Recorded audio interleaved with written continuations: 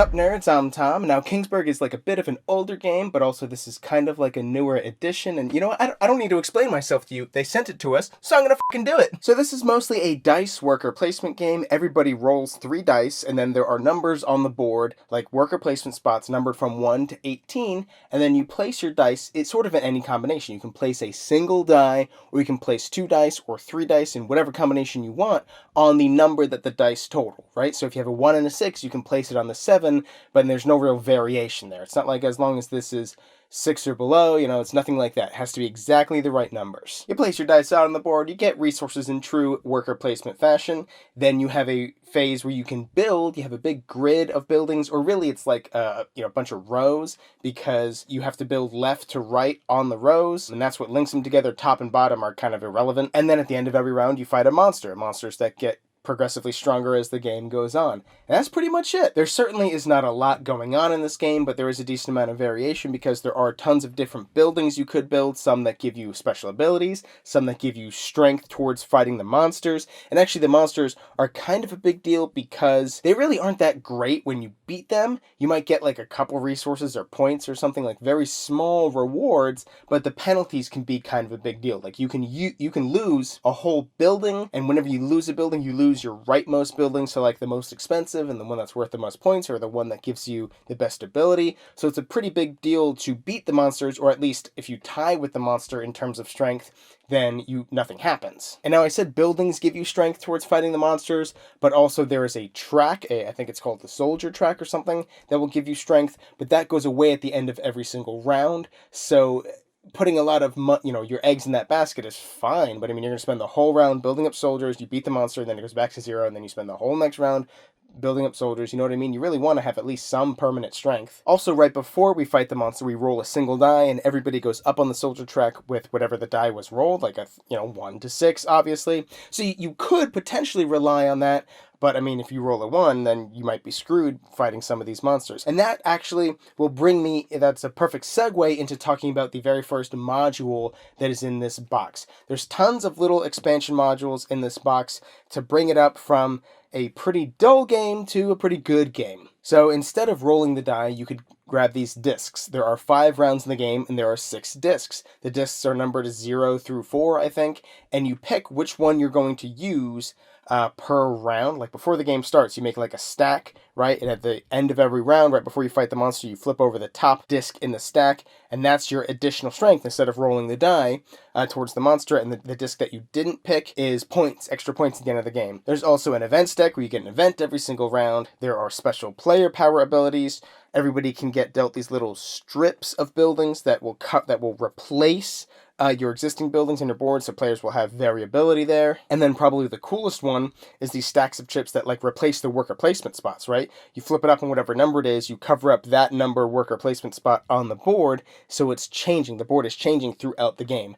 That's really cool. So earlier I mentioned that the base game is kind of dull, and it really is. I mean, it's interesting when you roll your dice and you go to place them out. You have tons of options because you could place each die individually or combinations, or just dump them all in one spot. But then again, you look at what other people have and say, well, if I play the 6, all I have left is the 3, and you have a 3, so you could go to the 3 spot, and then my 3 is worthless. There are these +2 tokens that you could get, but they're just +2. They're limit 1 per phase, right? So when you go to place your 3 die, you can only place 1 +2, in any of those combinations of those 3 die. And it's just +2, it's not a -2. It's no +1, there's no +3.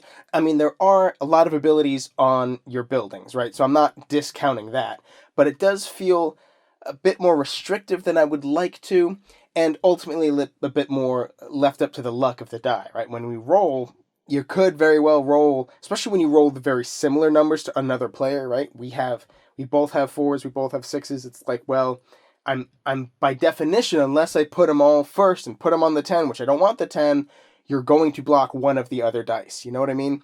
It's interesting and it can be fun, but it's much more random and restrictive than I would like it to be. And the games do feel kinda samey. In theory, you could just build the exact same buildings every single round. I mean, assuming you get the right resources and stuff. assuming you get the right die rolls. And turn order becomes a factor in that. I always like to try and do different strategies, of course, but at the end of the day, there isn't that much variability until you add in the expansion modules. And actually, there is one. The base game is technically, there's like another side to that board where instead of having 7 rows, you have 5 rows, and fuck that. I haven't done that. I won't do that because why? It's just less stuff, just 2 fewer rows. And this really isn't an intro game. If you want to say, well, for new players, yeah, new players, if they can handle this game, they can handle the 7 rows. Really, it's not that big of a difference. And most new gamers, right? If you want to, this isn't a King of Tokyo. This isn't an intro game. Most new gamers are going to look at that grid, whether it's 5 or it's 7, and they're going to say, that's way too much. Oh, they're going to, so this isn't an intro game, but also it's not a real gamery game because, again, it's ultimately pretty basic. Like, I can burn through the rules in 4 minutes to teach new players because there's so many concepts that they just get right off the bat. And I have done that, and, it went smoothly. And I know I'm sounding pretty negative on this, but the expansion modules do make it feel more of a game, especially those tokens that go out on the board to replace the worker placement spots.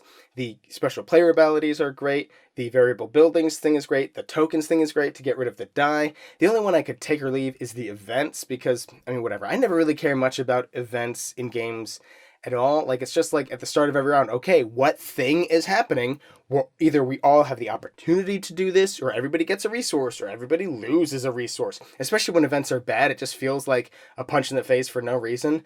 Oh, look, every time we roll a 6, we have to drop it down to a 4 because fuck you, this is the game now. Again, I know I'm sounding really negative, but I've played it 3 times now. I've enjoyed it pretty much every time. But I'm kind of done. Like, it's not complex enough for me to say it's a great game. I really get a lot of depth and strategy and tons of combos and stuff. It feels pretty starving. You only get like a couple of resources per round, so you never feel like you can do tons and tons of stuff. But it's not simple enough to really be an intro game. It's like an intro plus game. It's like people who've definitely dipped their toe into the water already, and then they can jump in a little bit more. So I like it, but I don't love it, and I don't really think this one's going to stay in my collection. But hey, if you like this game, tell me why I'm wrong in the comments. Say, oh, tell them you totally missed the intricacies, blah, blah, blah, blah, blah.